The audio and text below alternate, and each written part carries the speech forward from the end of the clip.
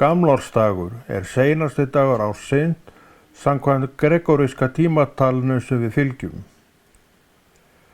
31. desember víða í heiminu dagur sem notaður til að brjóta upp daginn á, þó líklegt sé að sinn siður ríki í hverju landi og eitthvað sé minna að skjóta upp flugveldum sem Íslendingar eru stólpnir í.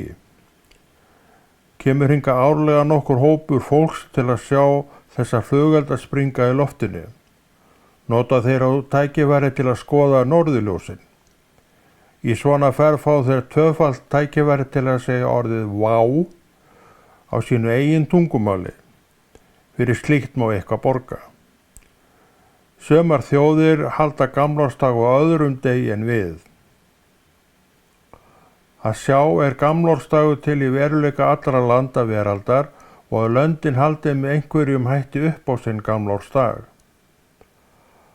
Gamlársdags fagnaður ekki með neinum hætti trúarleg hátíð, heldur hann miklu meira veraldlegs eðlis og fjölskyldusamveru stund þar sem menn hittast inn á heimilinu hvors annars.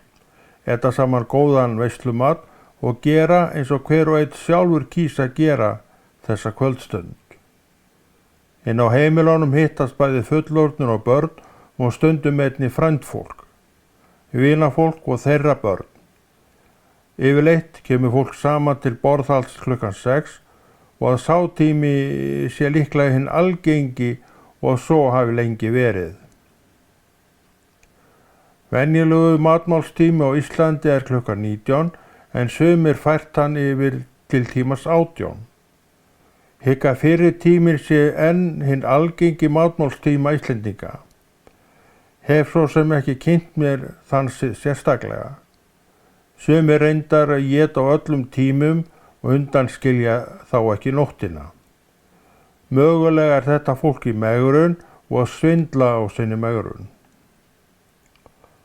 Að borða á tilsettum tíma mönnum mikilvægt og manni eftir atvik í sveitinni árið 1966 ættmenn komið í heimsókn til mín og við þá að koma úr fjósi klukkan 20 og ég segi við einn að ég sé að fara að borða.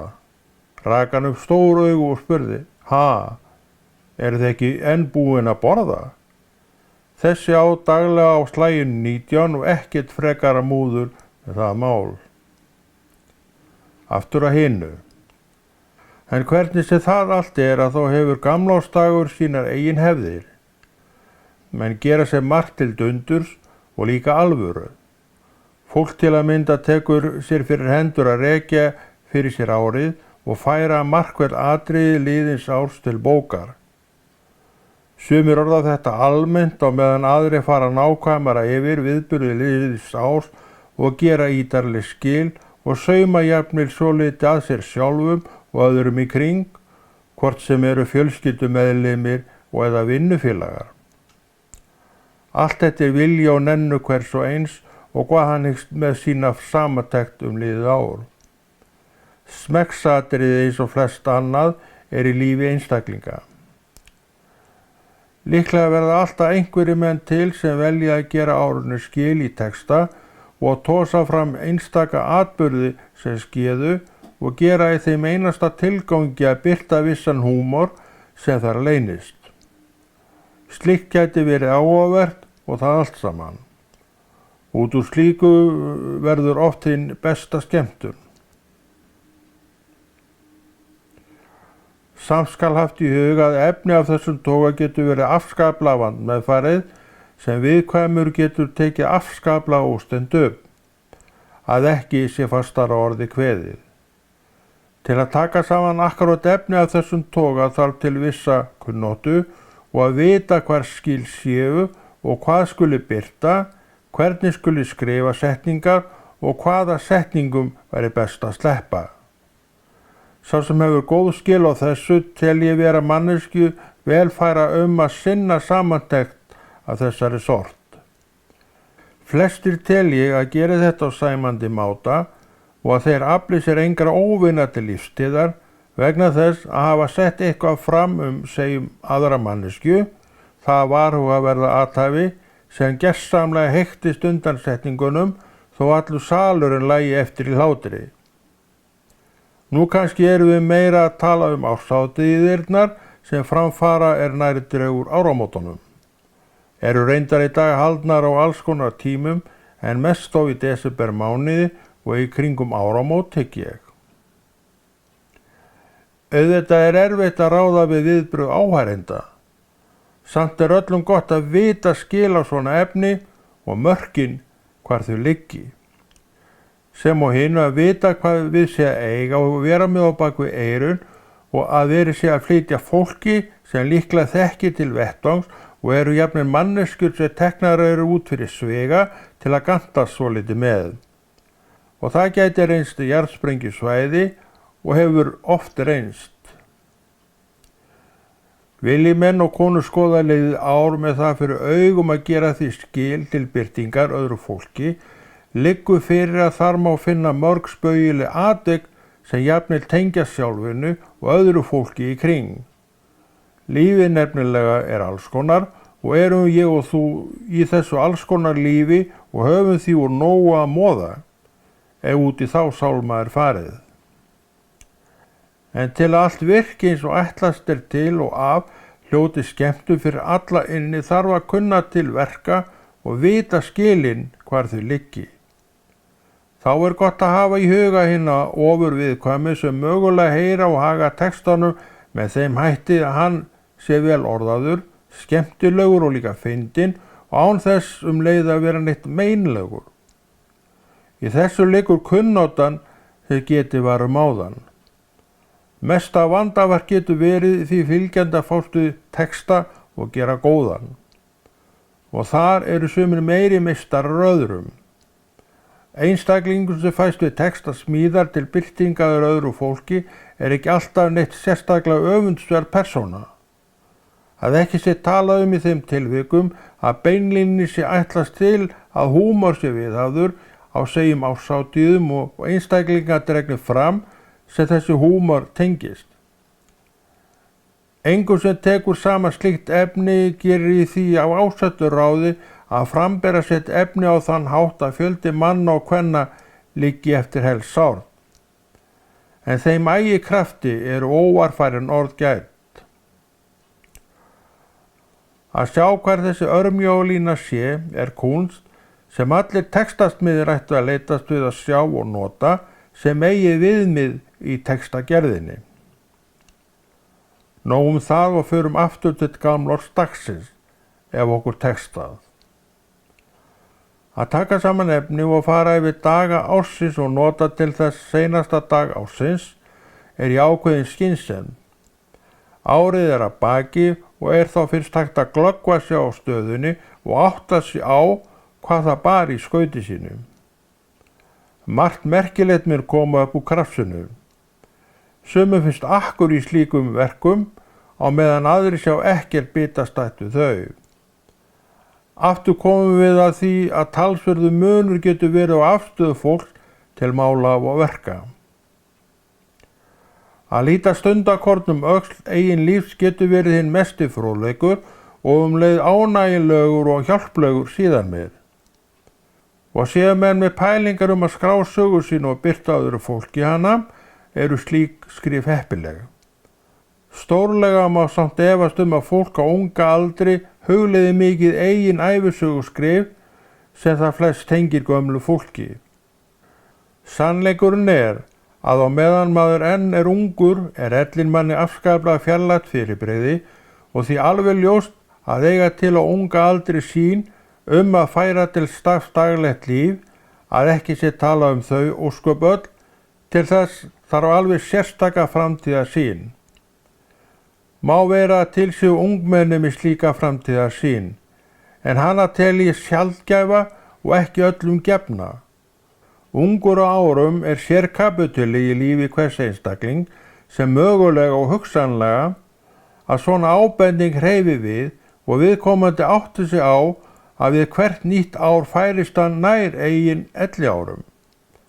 Hver unga aldrei hugleiðir að þann tíma beri að viðkomandi þurfi að setja upp glerugu til að fá lesið bók eða blað, sem þó mun gerast. Eigi menn til punkta sem væri þá uppgjör hvers árs fyrir sig og unnið segjum í kringum gamlársdag, kæmi gagnsemi slíkara samantektar vel í ljós. Allt vegna þess að ævi hvers einstaklings einstök og tilheyrir persónu sem engri annarri lík. Minni manna misjafnt þó minnisins fólk sé afskaplega gott og prýðis heimild. Allir geta tekið saman punkta og geymt á góðum stað og litið í eftir áratuga geymslu. Allt eftir því hvernig menn eru þenkjandi gagnvart sinni eigin ævi og í hvaða átt þeir leiði í huga sinn. Gamlársdagur og umfjöllunin þann ágætisdag fór svoleyti í aðra átt en lagt var af stað með og umfjöllunin meira almenns eðlis.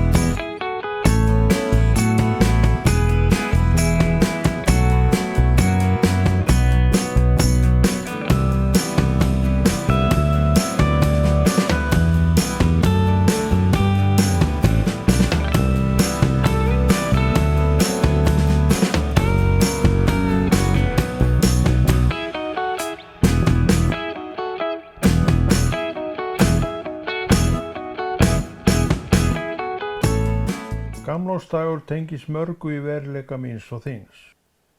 Við upprifjun rifjast margt upp og ekki bara það sem leitað var eftir, margur annar atburður fylgir á eftir og leyfum þeim að koma. Að kafa ofan í minningakistu spurning eftir hverju sé leitað og hve djúpt menn vilja kafa til að fá kannað. Hugur manneskju ótrúlegt fyrirbæri og eitt atriðanna sem aðskilur fólk skynlausri skepnunni.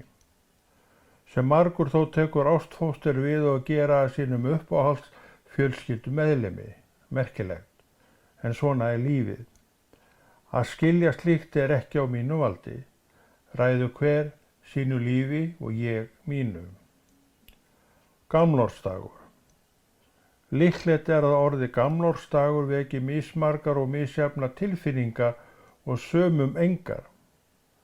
Líklegt að tilfinningar og hugsanir sem vakni reki sig oftast nær til æskuárana.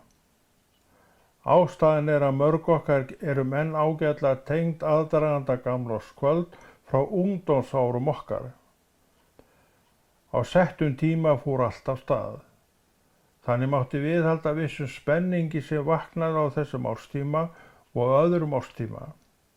Svona voru ár ungdómsins. Eitt tók við af öðru. Vakti meira að segja byrjun skólans og haustinn manni vissa tilhlökkun. Ekki vegna sjálfra kennslunnar framundan, heldur að hitta alla krakkana sem eins og ég voru líka í sumarfríi. Með þessum hætti æskan. Að ræna barni æsku sinni gríðarlegt skemmdarverk, en frá hve mörgum hún ekki tekin. Börn hafa gott að því að vinna var oft sagt, rétt, en ekki að bera ábyrgð sem þau hafa ekki þroska til. Hve mörg munum við fengum fyrsta armbandsúrið og þurftum til að byrja með að rýna vel og lengi í vísu og tölur úrskifunar til að reikna út hvað tímanu leið. Ekki vegna sjóndebru heldur kunnáttuleysis á klukku. Ekki lítið sem við öfunduðu fólk sem leit á armbandsúr sitt og sagði tímann á sama sekúndubroti og augun námu úr skífuna. Þetta gátu við til að byrja með ekki. En svo kom þetta og við munum andartækið og stoltið sem kviknaði. Sama gilti læsið sem eitt sumarið kom af lesti Morgunblaðsins sumarið og ég kom fluglags í skólan haustið í minn 3. bekk í Lækjarskóla Hafnarfjarðar. Lestarar árangurinn skilaði mér verðlaunum sem birtist mér í myndasögubókinni Tarzan, apabróðir. Ekkert smá sem maður var öfundaður að bekkjar félagunum. Ekki vegna náms árangusins heldur bókarinnar sem öllum hinu langaði líka að eiga en ég fekk frítt. Margt annað var það spennandi viðburði, dagsferðalag var eitt. Fengið var til verksins leigubílstjóri í Hafnarfirði, kunningi pabba, sem átti og rak bifreið á gerðinni Simca, franskur 6 manna bíl sem stuttan tíma var notaður til leigubílaaksturs. Simca reyndist ekki vel. Vél bifreiðarinnar þótti ekki nógu kraftmikil. En í svona bíl fórum við dagsferð eftir að pabbi hafði gert díl við tiltekinn leigubílstjóra í Hafnarfirði ferð sem hæfist á morgni og komið aftur heim að kveldi. Við krakkarnir vorum í skýjunum. Ferðalag af þessum toga var fráleitt algeng. Líka hjá fólki sem bifreiðina átti. Þegar það skrapp út fyrir bæinn gilti sama. Dagsferðin var því viðburður. Fólk klæddi sig upp og útbjóð sér nestis eða át í einhverju friðsælli laut á leiðinni. Ferð til útlanda var ekki inn í mynd nokkur sokkar. Þeir sem sóttu útlönd heim voru sjómenn, hvort sem þeir voru á togara sem sigldi með aflann á erlenda fiskmarkaði eða skipa sem sigldu frá og til landsins með vöru. Að undan skildu flugmönnum og áhöfnum flugvéla. Fæstir landa skildu útlensku og bara íslensku. Kana-útvarpið og eftir Kana-sjónvarpið breytti þessu hjá ýmsum og landið lærði Kana-ensku að sjónvarpsglápi. Að fara austur fyrir fjall gat orðið að viðburði. Engi fór daglega í slíka ferð og sumir aldrei. Í dag þjóta bíla þessa leið eins og ekkert sé. En ferðin engum nokkur viðburður. Flestir sem leiðina aka fólk að fara til vinnu eða skila sér heim eftir vinnu. Ekkert sérstak en var fyrir sum okkar spennandi viðburður sem krafðist undirbúnings og ákveði nokkrum dögum fyrr. Safnað í brennu. Minningaflóran tengist mörgu og líka brennusöfnun. Hún fór víða fram í Hafnarfirði. Við bárum eldsmatinn ýmist á okkur sjálfum eða notumst við heimagerða hjólatíkur á dekkjum úr aflögðum barnavögnum og barnakerrum. Á hjólatíkinni var spýtnabragð, dekk og papparösl eins og átóldi. Fannst okkur muna framlag okkar, sem auðvitað var. Magni var ekki mikið né í neinu samræmi við vinnuna sem í samtíningin fór. Enginn kvartaði. Brennusöfnun var partur veruleikans á vissum árstíma. Allt gert handvirkt. Afli var vöðvakraftur drengja og sumra fullorðna einnig. Spýta hér, pappi þar og dekk.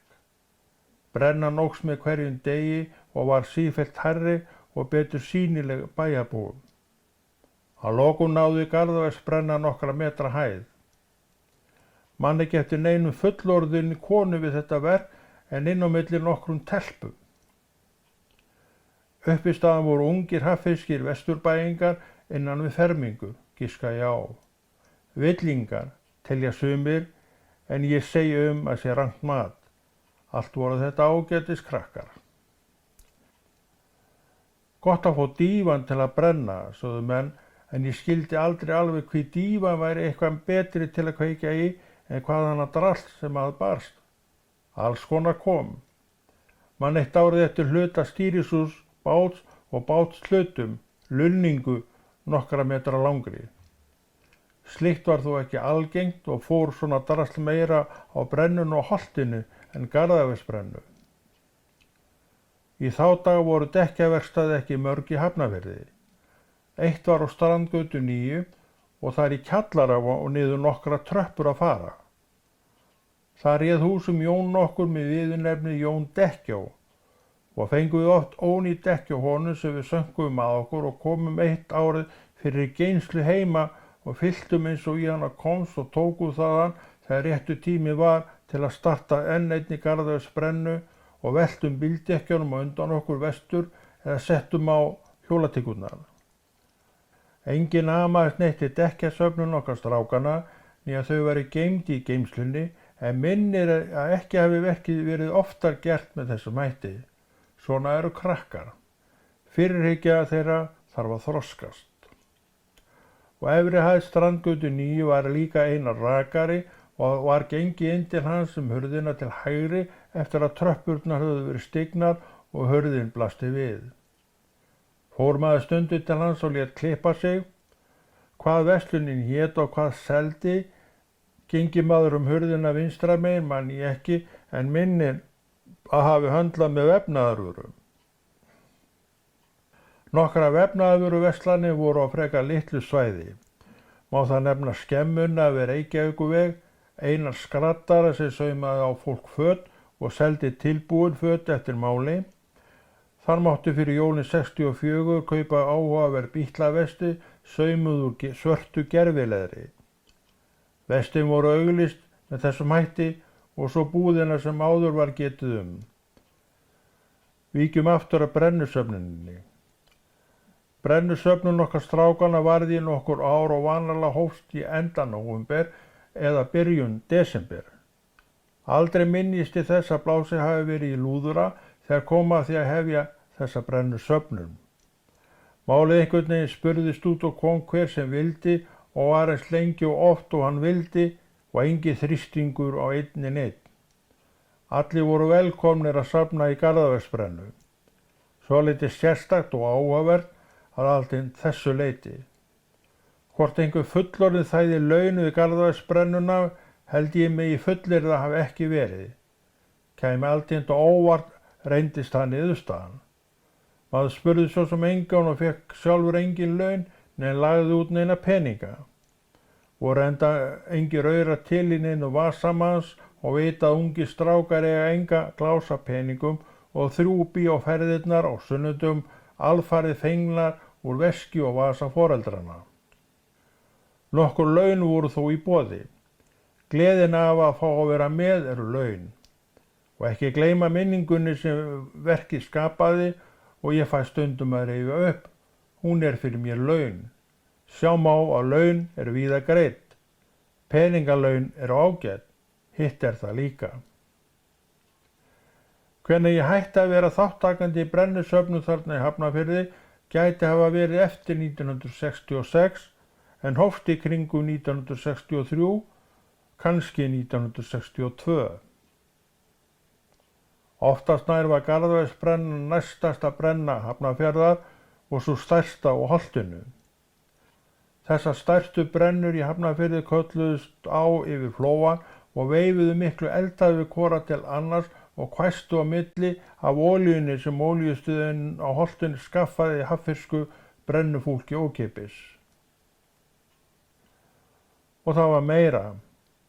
Dagana fyrir gamláskvöld var venjan að skiptast á að standa vakti við brennur bæjarins sem hver hópur fyrir sig gerði. Og menn skiptust á vöktum. Man ég eftir einnig slíkir vaktin í Kartöflukóa rétt við Garðavegsbrennuna og við nokkur saman á svipuðu reki 10-11 ára gömul inn í þessum kofa í svoleiðis kulda að maður beinlínis var að krókna úr kulda og feginn ef vaktinni loks lauk. Gæti hafa verið miðnætti. Hvort einhverju leystu okkur af man ég ekki en minnir að hafi gerst. Garðavegsbrenna hélt velli í nokkur ár til viðbótar eftir að við strákarnir hættum að eiga neitt við brennusöfnunina. Sennilegt að brennustaði hafi verið lagt niður ef byggingaframkvæmdir hefjast í rauninni og raunið fyllti íbúðum og íbúum og vegum og malbyggi og akandi bílum sem rauni aldrei hafði þakið svæði með. Minnir að Hrafnastað í Hafnarfirði sé fyrsta byggingin sem reis í norðurbæ Hafnarfjarðar. Allir framkvæmdir við norðurbæ Hafnarfjarðar hafi ekki hafist 1971 en Garðavegsbrenna mögulega hætt nokkru fyrir. Í þessu hrauni væri byggt til hægri af veginum til Álftanes, voru víða á þeirri leið fiskhjallar og gott ef ekki líka svæði sem saltfiskur var lagður á til sólþurrkunar eins og víða var gert á þessum árum og muna sumir eftir slíkri saltfisksþurrkun og reit á vegum fyrirtækis Einars Þorgilssonar og Co. rétt við Hafnarfjarðarkirkju. Þarna í hrauninu voru hjallarnir nokkuð miklir af vöxtum en ekki mikið notaður orðið en umfang talsvert og því ljóst að talsverð skreiðaframleiðsla hafi farið þar fram þegar best lét.